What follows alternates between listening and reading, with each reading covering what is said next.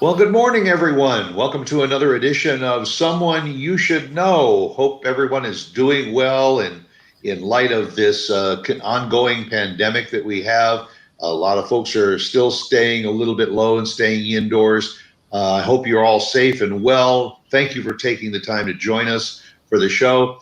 And my special guest this morning is a good friend, Casey Eckerd from Earth Inspired Crafts. And welcome, Casey. Thank you. I'm so glad to have you with us. Folks, I got to give you just a little bit of a pat on the back for Casey. She is a dynamo. They say good things come in small packages, and this is this young lady. She is she's a lot of things, but the two main things we're going to talk about today is she is an extremely devoted activist. She is into conservancy, repurposing our disposables. Uh, and in that regard, she has another business where she takes uh, pre-sent, used, if you will, greeting cards, and she repurposes those. And she does them in a way that makes the original use of that greeting card obsolete. And we'll be talking a little bit about that. So, Casey, I guess the first question I'm going to throw out at you is was this something that you've been doing your entire career, or where did you start out, and where did the idea for your crafty gifts and crafts come from?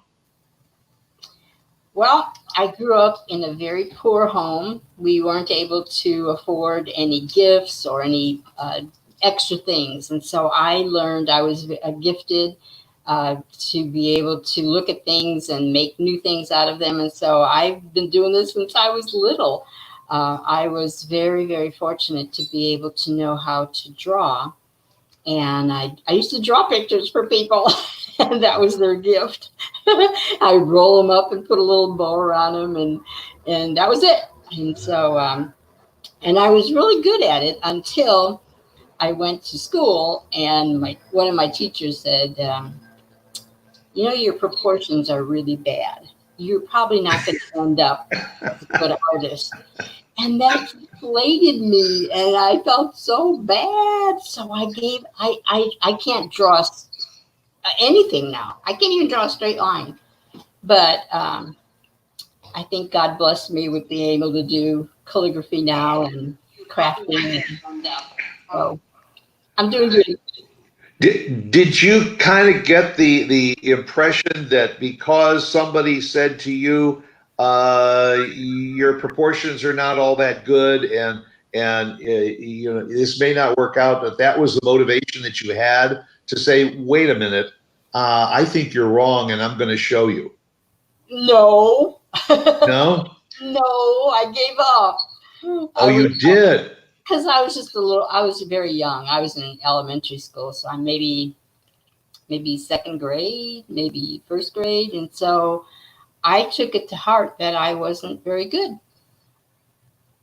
That it's interesting that you say that because a lot of people will try to prove their mentors, if you will, wrong, and a lot of the great artists ended up not listening to their teachers and tutors and went on to fame and fortune, which in your own way you have.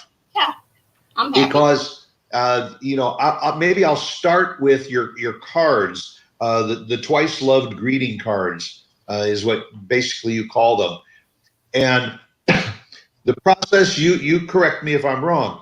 Somebody simply calls you, says, "I want to send an anniversary card to my wife, or I want to send a birthday card or a graduation card, or we have Father's Day coming up, and here's the name and the address," and then you take it from there. You get a little bit of information to personalize it, customize it. You prepare it, and you mail it out, and just send you an invoice, and you've got.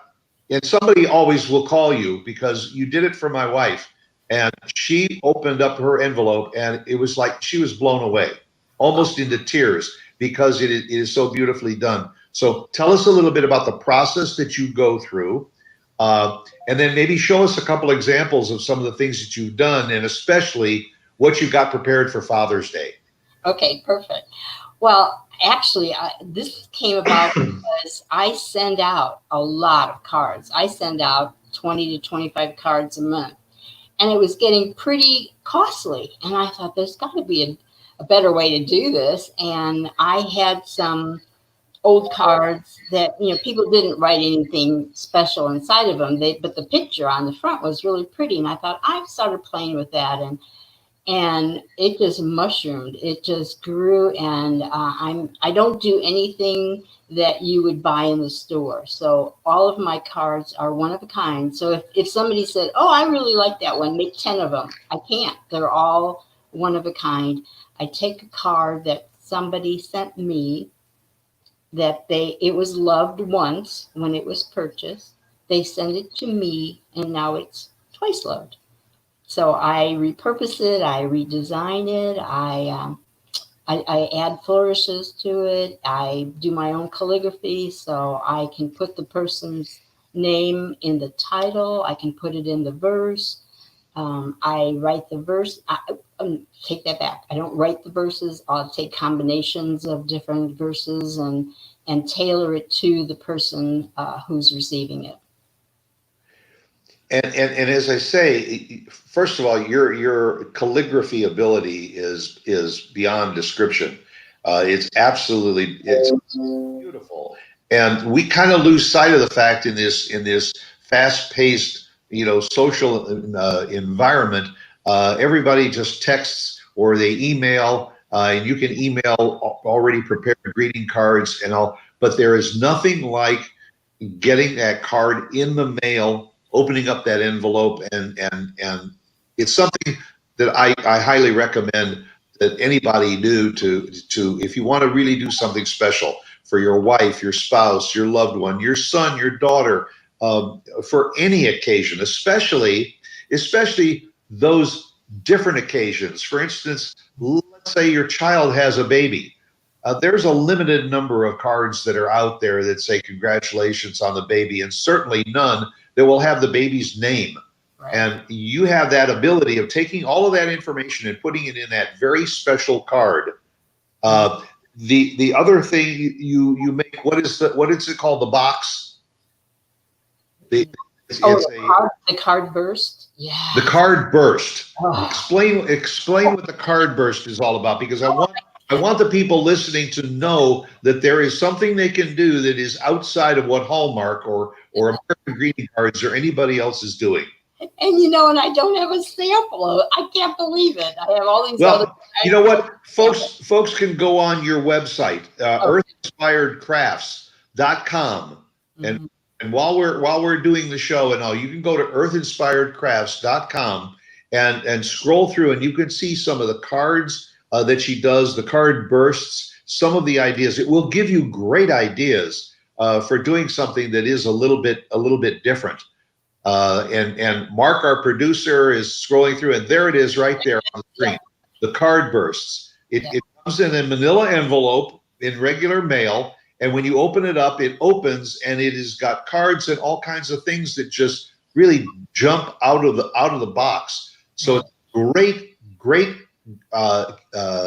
item for especially like children, I think.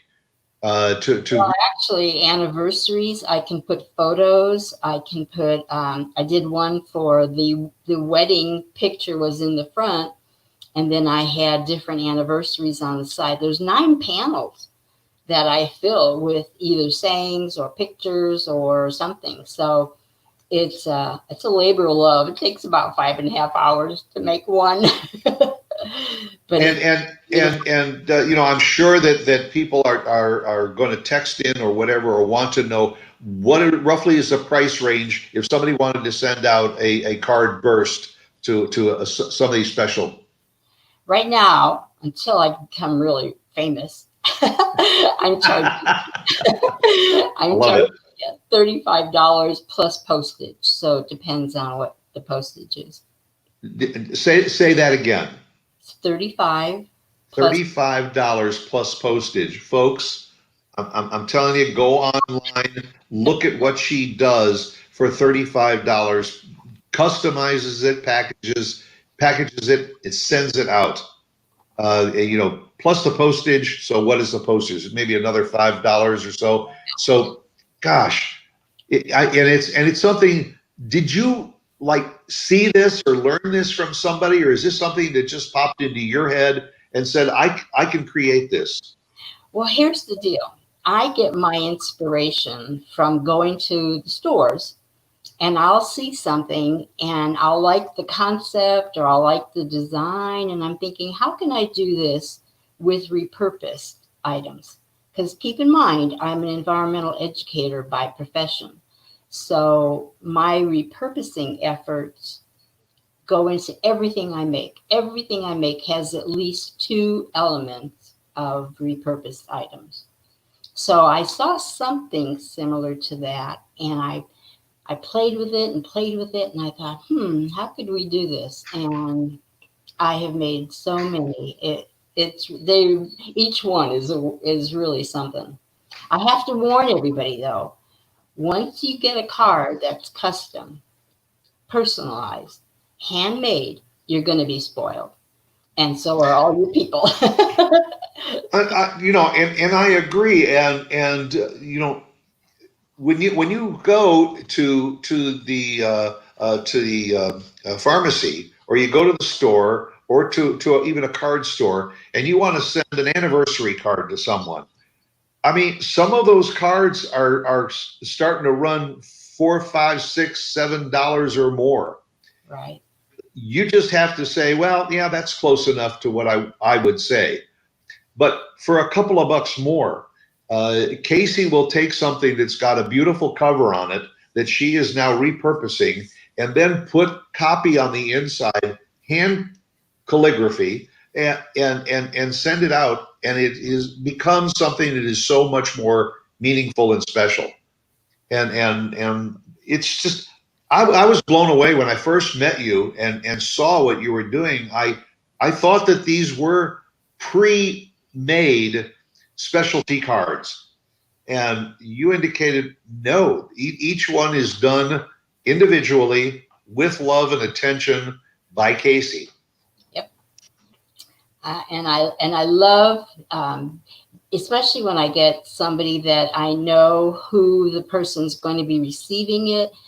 It brings me such joy to know and I always say a little prayer that they're going to receive it in the method, in the way that it was intended, with so much love and so much caring.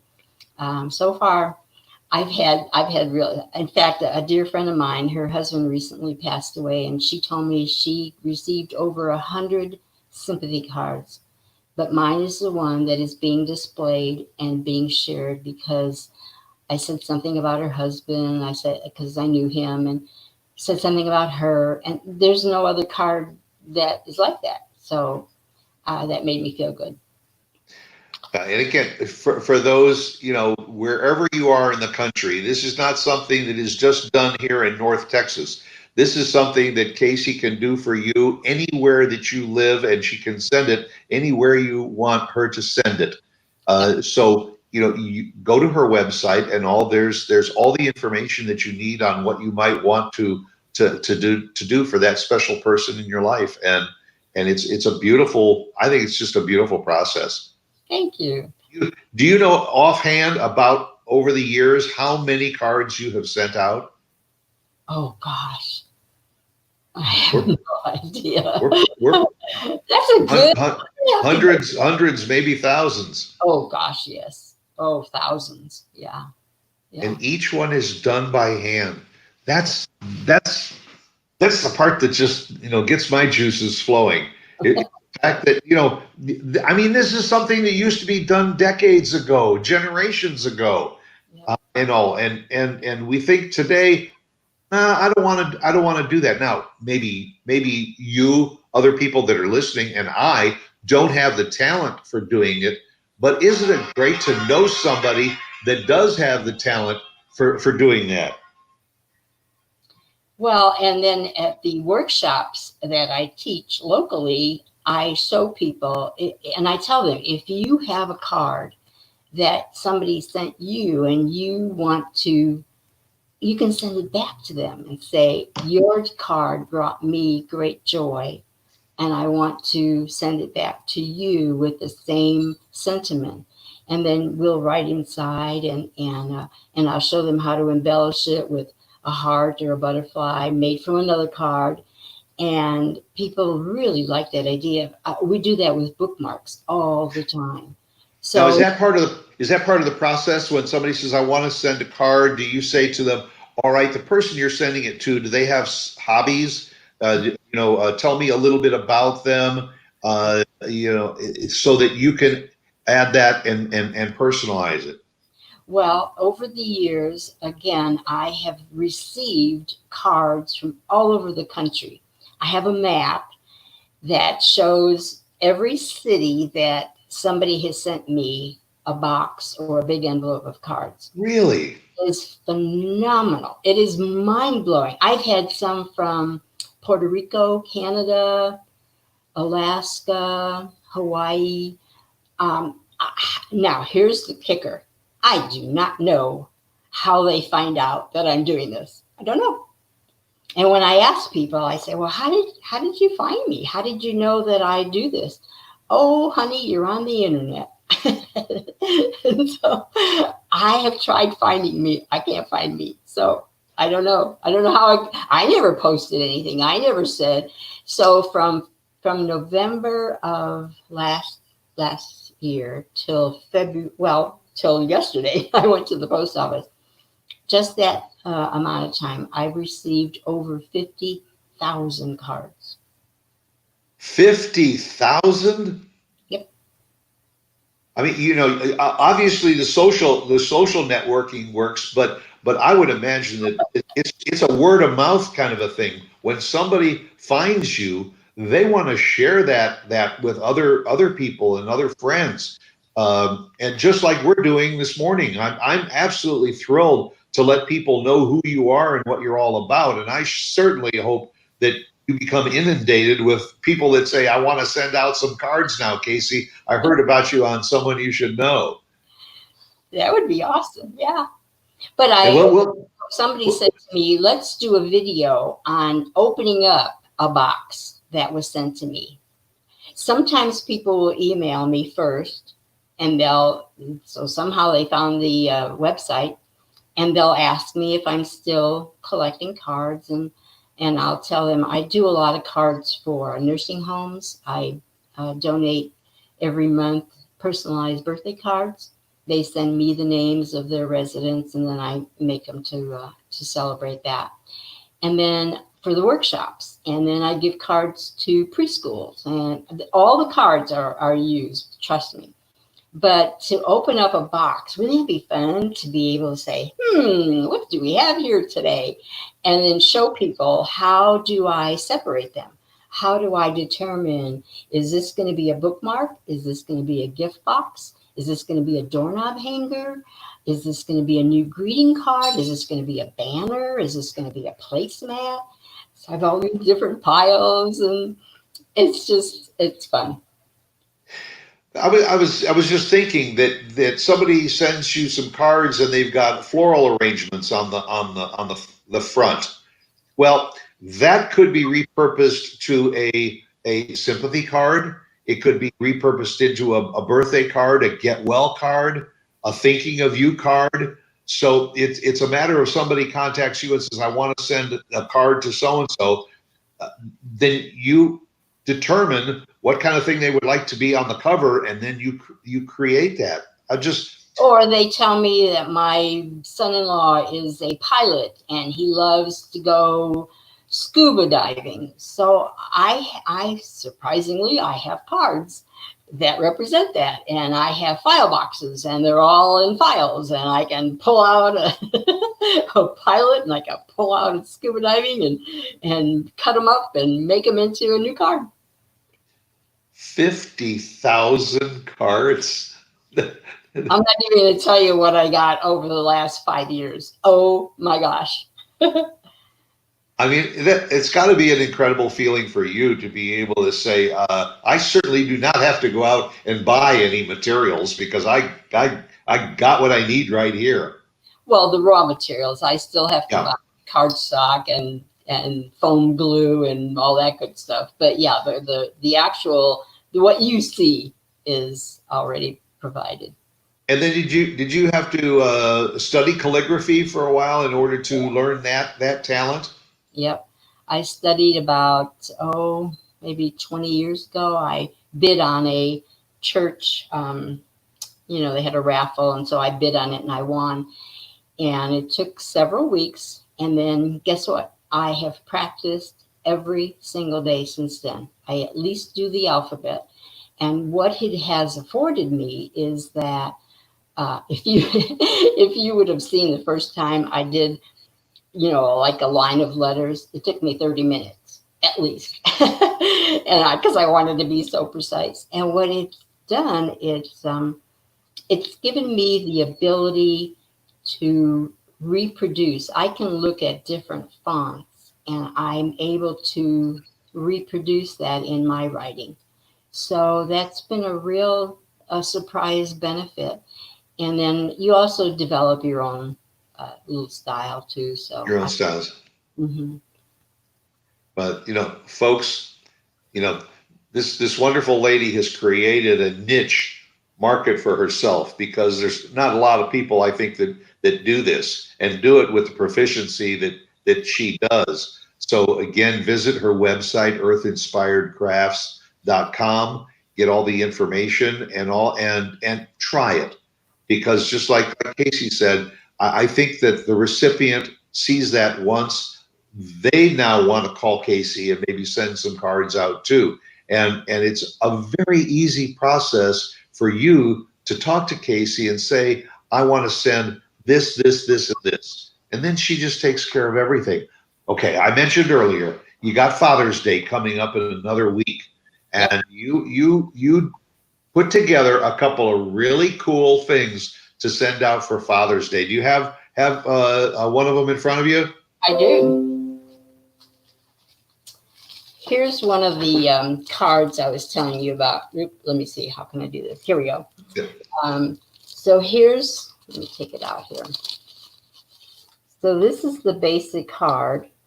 So this border is from a different card. These birds are from a different card. The butterfly is made from a different card. And then inside is my calligraphy. So that's kind of what I do. And on the back of the card, you have your own little like signature plate, don't you? Yes. I put on there so that it's got my information if somebody wanted to get hold of me. And I think it's a really good thing to be able to tell people that this is available to anybody, So, and here's another example of all the different, and then cards that I get sometimes have rhinestones on them or bows. I use those too. They're beautiful. And now there's also a little a box that The joke box. yeah, the joke box. Folks, this is cool. This one says, ask me about my dad jokes. So I had to find out what a dad joke is. It's just something that's pretty apparent, And so what I'm doing is I'm filling them with dad jokes, and then I'm leaving some blanks because every family has a dad who has, particular sayings that he uses all the time. And then I'm able to do the belly band around the box that has a nickname that you call dad, best dad, whatever. This one happens to be my favorite people laugh at my jokes. I have nacho average jokes. I have just different, and these boxes, by the way, can be used for any holiday. I put the state that you're in, the state that your loved one is in, and then I have like little arrows and just say missing you. And then you could fill it with a gift card. You can fill it, you just need to call me. We'll talk. It's Yeah, and not only that, but that's a nice little tin box that again can be repurposed Right? because Dad receives it and he may end up putting his watches or something like that in it, and Yeah. so it becomes something that he saves. And every time he opens up that box, he remembers the memory and the salutations that came along with it when it was sent. Right. Right. It's a good keepsake. Yeah, and that's a terrific idea. So, folks, if you're still looking for something for Dad, you might want to call Casey and say, "Hey, send one of those dad joke boxes out to my dad. He thinks he's funny, And but do it quick, because Father's Day. yeah. I was gonna follow up with that and say you better do it by this weekend or to get there by next weekend. Right. Right. We're running out of time. But think beyond Father's Day too. When you've got anniversaries coming up, you've got holidays. Certainly, there's a lot of people who have friends whose children have just graduated or are in the process of going through these virtual graduation ceremonies. Wouldn't it be nice to send a card to somebody that they would receive that says, congratulations on your accomplishment and the best of luck when you go on to high school or go on to college or wherever they go beyond their graduation. It's a great idea, and also the one thing I want to stress to those that are watching the program right now is think outside the box. This can be, you could send a beautiful card to your wife, maybe just to acknowledge the day you met. It doesn't necessarily have to be an anniversary, birthday. If there are special occasions in your life that you want to acknowledge and remember, you can do it that way. You want to just say to somebody, I haven't talked to you in a while, and I wanted to send you this card first, just to say that I was thinking about you. There are just, there's no limit to what you can do, Casey. Well, and I have been keeping a calendar. There's every day of the week celebrates 2 or 3 different things. Yeah. So, like for Pirates Day in September, I make magnets or buttons that'll say "Arr, have a happy day" or something like that. Yeah. And so, that would be an excuse to get hold of a colleague or a family member or a friend or somebody who's kind of feeling isolated or there's every day there's something. And I send out regularly little notes like that too. So It, I'm hoping to do that on a regular basis where I could make something and show it like a month ahead of time so that people will be able to plan. and I'm a fan of some of those because I celebrate National Pizza Day and Chocolate Covered Raisin Day. This past week was National Donut Day. But there's one that passed just a couple of weeks ago was National Cancer Survivors Day. Mm. Something we don't think about, but what a great opportunity to call you in advance and say, you know what, I have a very dear friend who beat cancer, and I'd like to send a card for them on National Cancer Day so that they just know that we're thinking about them. Mm-hmm. You cannot walk into a Hallmark store and find a card, I'm sure, that celebrates National Cancer Day. At least not that I'm aware of. Right. Well, You buy a blank one and you fill it out yourself and send it. But if whoever that person is and whatever their hobbies are, you tell Casey and she's going to do a beautiful card like she just showed you that she's prepared for Father's Day. Or if you yourself, if you're a gifted writer, you tell me what you want to say and I'll just write it in calligraphy, but it'll be your words. I do cards for a fella in South Texas, and he just gives me a little idea of what he wants to say, and I write it out, and then I send him a copy of it so he can see. And his mom is always so touched, but it's his words, so I just play with it a little bit, and it's a beautiful thing. Well, again, I'm going to say it one more time to those that are listening, to go to earthinspiredcrafts.com, and look at what Casey is doing. Now, you also, when you go to the website, you will see a lot of other things that she does. And one of the other things is you are very, very much an environmental activist, to the point that you teach about it. You do seminars and special events to tell people about recycling, repurposing, about the upside and the downside of trash, if you will. In fact, I think even one of your classes is called Recycling 101. Right. We think we know about recycling, but we don't. And I learned that in one of your seminars that you had over at the local college, Collin College. You did about a year ago, I think. Mm-hmm. I was absolutely blown away to realize that all of these years, what I thought I was doing about recycling was not necessarily true. Case in point, I think you say that yes, you recycle plastic bottles and plastic containers like milk cartons, but you do not recycle the cap. Correct.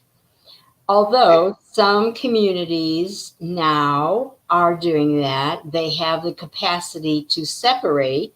Some you have to separate. Some others they separate when you put them into the recycle bin and it gets to the recycling facility. Others don't have it at all, but there are ways that you can box them up and mail them if you are so inclined. So people that are very aware of we can't change the whole world. I tried, but I can change me. I can change and try to influence the people around me with information, with education, and we can all do better in that way. So we're only responsible for each other, for ourselves and each other. So uh, I think it's fascinating that we are the only, I think I told you this yesterday, we're the only species that dirties our home. No other species does that. They don't dirty and then stay in their home. We're the only ones. Why is that? Why don't we do better? And I think it's education. I think it's our fast-paced world. We're a throwaway society. When plastics first came on board, when you look prior to plastic bags, plastic bottles, plastic everything, when you look at the time before that and how people repurpose, they reuse, we had glass a lot more. And when plastics was introduced, it's really interesting to listen to the marketing and how that all came about, how it was proposed to the public, how this was going to save money and it's going to save time and it's going to be convenient and lightweight and all. But nobody said, how do we get rid of it?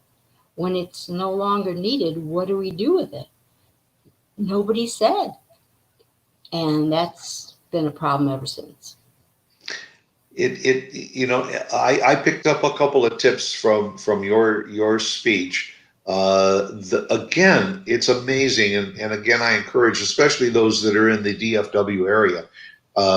Again, from the website, there will be information about some of the seminars that Casey is leading, and you can also have her come and speak to your group if you've got a church group or you've got a homeowners association that would like to have somebody come and talk about recycling and the environment and all. Casey's a wonderful speaker. Another thing I picked up was I have been shredding documents for years, and all of that shredded paper is recyclable. However, if you collect all of that recycled paper and don't put it in a plastic bag to recycle it, put it in a paper bag, because the paper then can be recycled along with all of the shavings, correct? Well, unfortunately, they don't, when it's going down the conveyor belt, they have people that are watching what's being, sometimes it gets through, and they're watching. If they don't know what's in that bag, it gets tossed. So we have to put it in clear bags, put all your shredded into clear bags, and they could readily see what that is. And then if it's not tied real tight, they can just flip it and all that. So it is going to be recycled, but not if they don't know what it is.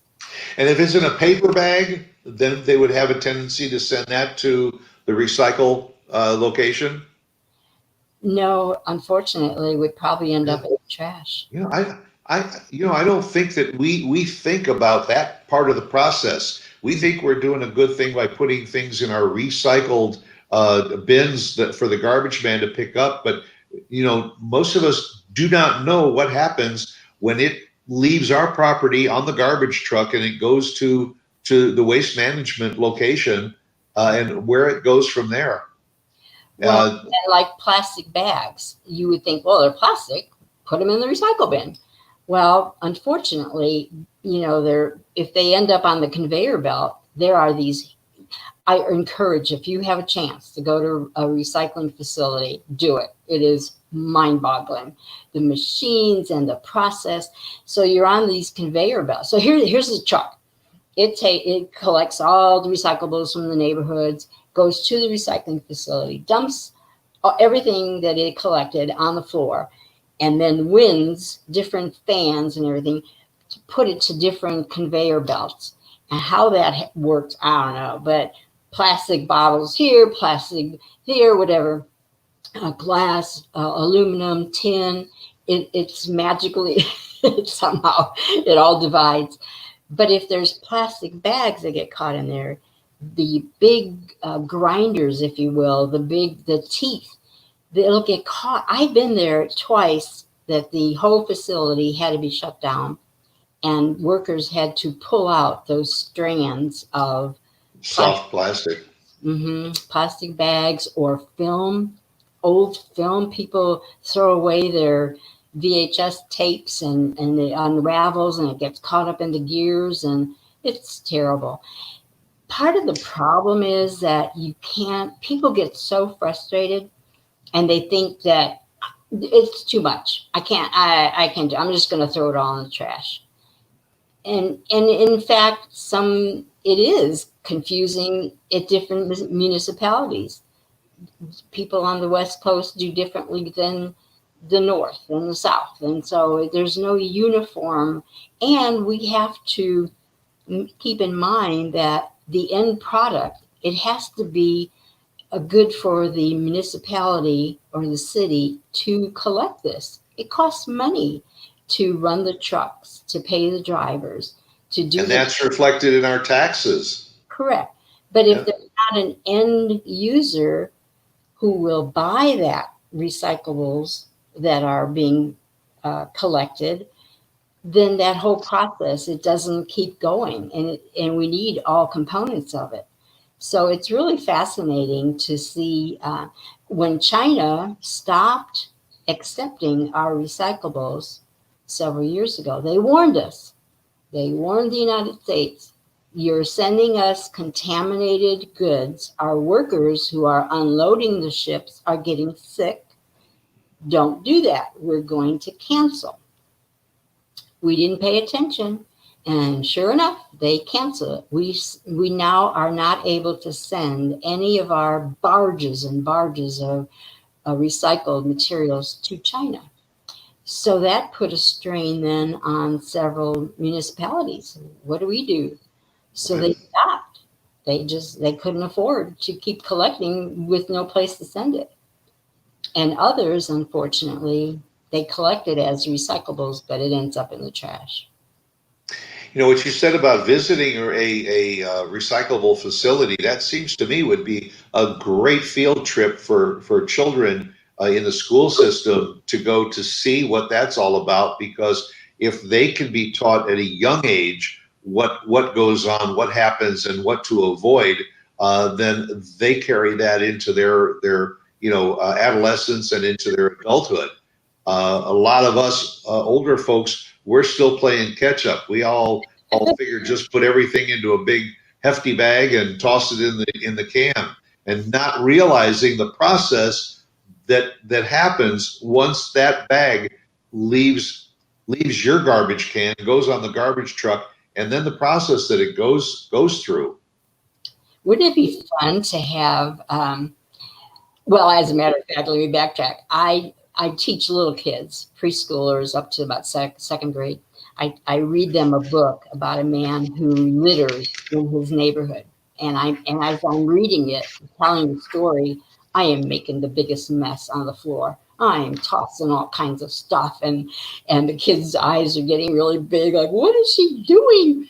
My mother would kill me if I did that.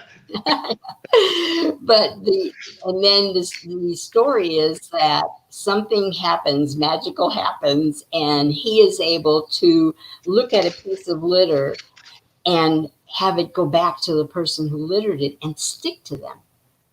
And so I've devised a way that I can stick things all over myself from people that threw things on the ground. So I'm covered with stuff. Anyway, I'm not going to give the story away, but at the end, I always ask the kids, wouldn't that be fun if that would happen? If we see a piece of litter on the ground and we say, oh man, I wish it could go and stick to the person. Well, why can't we do that? Why can't we, with technology, why can't we figure out some way that if something isn't properly disposed of in the proper receptacle, that there's an alarm that goes off, or there's a beep or something. These are my environmental dreams. Yeah, and it's practical. As I say now, for instance, I'm very cognizant of when I buy a container. I usually look at the bottom of the container to see if it's got that that triangle symbol that indicates that it is a recyclable item. And things like styrofoam is not a recyclable item. Am I correct? That's considered a garbage item. Well, again, some municipalities collect it because they have an end user. Oh, okay. To check with your particular recycling, you could just call your city and ask them what it is that I've got this. So a lot of times they'll have on your recycling container, it'll show you a picture of what is acceptable. So okay. That's a good idea, because I don't think my garbage cans do, but it would be something fairly easy to do, or just put certain items that are not considered recyclable and a little picture of that with a red line through it. Right. They have that. Yeah, I have that. And so if people would adhere just to that, but then there's always, well, what about this? Well, what about that? Well, there's always an exception. Yeah. Well, but it might be you want to do the right thing, and it's not on the sign. So what do you do? So you call the city and ask them if it's important to you. In Japan, they have, especially the smaller towns where they don't have recycling facilities, as we do here, they actually have in the middle of town, they have these humongous, I don't know what to call them, bins, receptacles. And people come in, they walk from their homes every day, and they're all numbered. And there's like, I don't know, 20, 30 of them. And so one is for paper, one is for plastic, one is for this, one is for that. They don't do a whole lot of things in Japan, though, that's a throwaway as much as we do here. Right. But they'll have some. But here's I got this thing because I keep in contact all over the world with different people that are environmentally friendly and aware. And they said one of the things that if people have a lipstick container, if it's full, you just didn't like the color of it, it goes in one bin. If you use it and it's almost done, it goes in another bin. It is mind-boggling what some communities do for their environment because they don't have the room that we have here. If we had regulations like that, people would probably revolt. You mean I've got to separate all of my garbage into 7, 8, 9 different categories? just throw it in a bag. But what you say about minimizing your recyclables too. When I served overseas, I found that to be true. Here in America, I mean, we take out a bag of garbage maybe once, twice, or more a week. In the especially in the Orient, if they have fish for dinner, they just don't throw the rest into a garbage bag. They take the carcass, the bones, and they'll make soup out of it. And they will do something else with even the bones, crush them for some other purpose. And they will, in essence, and I'm not being exaggerating, they can throw away garbage maybe once a week or once a month in a receptacle about the size of a shoebox. Yep. And that's what they finally determined that they cannot reuse. They will reuse cardboard, they will reuse paper, they will reuse plastic, they will do all kinds of things with it. So when they ultimately do throw something away, it can't really be used for anything else. It's just so easy in our lifestyle to just toss it. Well, and my purpose is to tell people, okay, we can reuse something at least once. It's ultimately going to get into the recycle bin or the trash bin, but let's prolong that life. For instance, with cereal boxes, I teach kids how to make a tic-tac-toe board, and then we use caps from bottles for the pieces, the game pieces, and we can put their pictures on there. And I'll take a cereal box and I'll make it into a gift box that'll have a matching card. It's fascinating what you can do when you start thinking. And that's what I want to do. I want to open up people's eyes and hearts and minds to say, what can I do with this? And some people say, oh, I'm not crafty at all. I am not interested in that at all. I guarantee you come to one of my classes, you're going to be so thrilled by what you made, and your creative wheels will start turning. I guarantee it. That's a good endorsement for what you do, because if there's teachers that are listening, or a teacher that you say, this might be a good something to get Casey to come out and talk to us. But I mentioned earlier homeowners associations. Almost everybody belongs to a homeowners association, and it's a very nominal charge for you to come out and for an hour to tell people a little bit about what they can be doing to make the environment a bit better.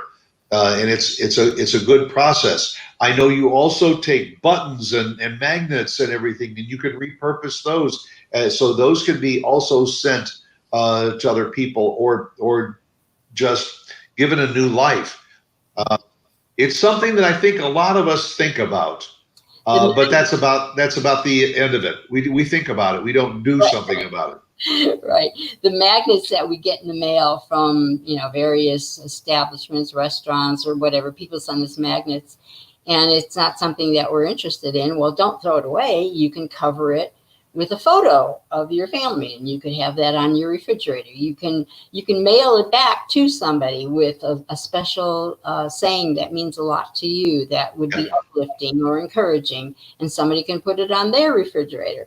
So there's always something that you can reuse and repurpose if you put your mind to it. And that's my job. Well, it's been a great morning. I can't believe that we put in almost an hour discussing what you do. One of my favorite words is, somebody said that Casey is a cardiologist. Yep. That's a cardologist. You take cards and you repurpose those. I love that phrase. But again, go to the website. That's an important part of this whole process, is to go to the website. Casey, I threw it away. I didn't turn the page. earthinspiredcrafts.com. All the information that you need. Call Casey if you want to send cards. Father's Day, do it today. For any occasion, or if you want Casey to come out and talk to your group, she'd be more than happy to. Casey Eckert, Thank thank you you. very, very much, my friend. And you have a great day and keep up the good work. Thank you so much. Thanks All for right. Talk to you soon. alrighty. And Bye. that'll do it for another session of Someone You Should Know. Come on back next week and I'll have someone else that you should know. Bye.